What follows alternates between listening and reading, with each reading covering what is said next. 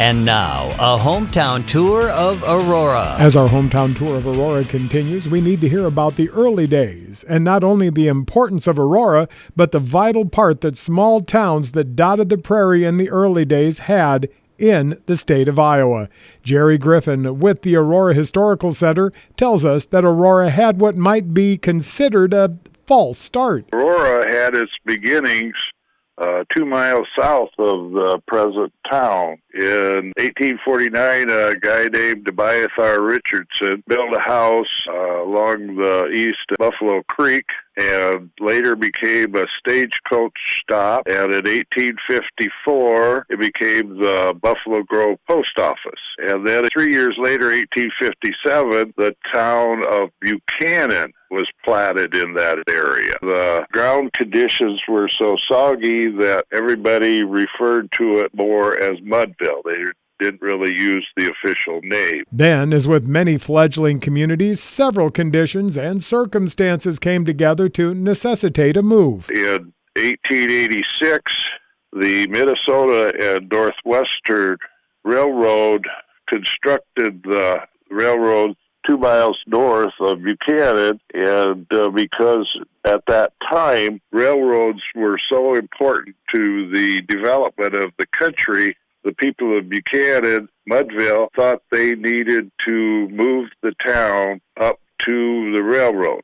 In 1886, a local visionary rose to the occasion and started the ball rolling when it came to making that monumental move. And a man by the name of Bishop Warren platted out 40 acres for a town, and his birthplace was in East Aurora, New York, and so he named the town Aurora after his birthplace.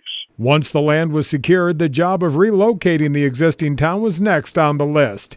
Enter James Weston, who was a resident of Buchanan, undertook the job of moving the town. They actually moved not only the people, but quite a few buildings from town. And what he did was constructed a type of winch called a capstan, and they used log planks and rollers to move buildings to Aurora. The first building moved was the town hall, followed by the Baptist church, followed by several other businesses and residences.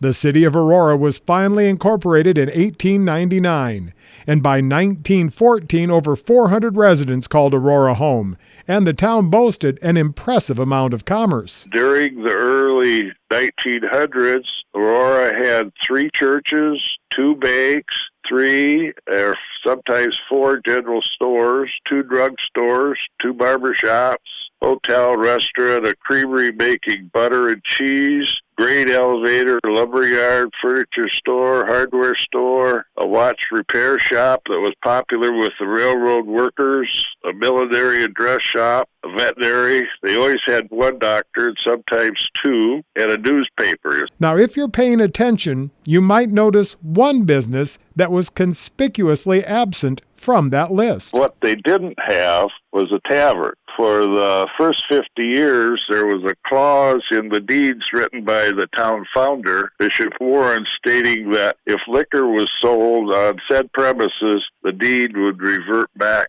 to the original owner. Now, alcohol was a no-no in Aurora at the time, but education was an important part of the city, eventually becoming a part of the East Buchanan School District. The new school was built in 1927, and they had graduating seniors from 1928. There were 3 to 1959. There were 18, and became a part of the East Buchanan Community School. And but from about 59, it was a grade school, part of that East Buchanan system, until 1977, and that's when the school was closed.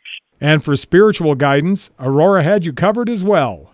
Well, we had 3 churches, Free Will Baptist Church, that closed in Aurora in 1992, St. Paul Lutheran's Church, that operated from 1891 to 2017, and the United Methodist Church, its current building was built in 1900, and that is still operating as a Methodist church.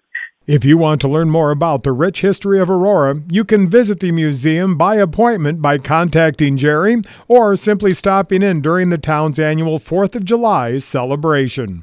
For Hometown Tours Aurora, I'm Rob Edwards on Mix 94.7 KMCH.